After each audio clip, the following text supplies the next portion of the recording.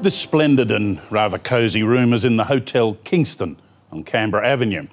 It was here 50 years ago that the original Faceless Men met to decide the fate of the Labor Party at the coming election and, although they didn't know it, to insert a savage phrase into Australia's political discourse. The Kingo is one of just 4 surviving Canberra hotels built before World War II. When the national capital was created, it was designated a dry town. That was changed by a ballot of thirsty voters in 1928. The Kingo opened its bars in 1936 as a working man's pub and has been filling glasses ever since. In the 90s, the suburb of Kingston became an entertainment destination for swarms of young politicians, staffers and journalists. And the Kingo marked the entry point to that leisure zone. The suburb's commercial centre is surrounded by bars and restaurants and the apartment blocks where their customers live.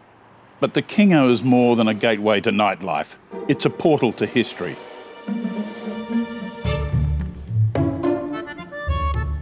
One Wednesday night in 1963, the 35 men and 1 woman of the ALP National Conference met here to decide policy on a US base, critical to the coming election. Parliamentary leader Arthur Calwell and his deputy Gough Whitlam were not delegates. They waited outside. It was Calwell's decision to dawdle on the footpath. He could have gone inside to argue his case with delegates in the corridors. As they loitered outside just after midnight, they were photographed, and the picture portrayed them as uncomfortable and powerless. In fact, the conference came down in Calwell's favour, but the brilliant journalist Alan Reid used the photograph and the term faceless men to insist that it had dictated policy to subservient Labor MPs.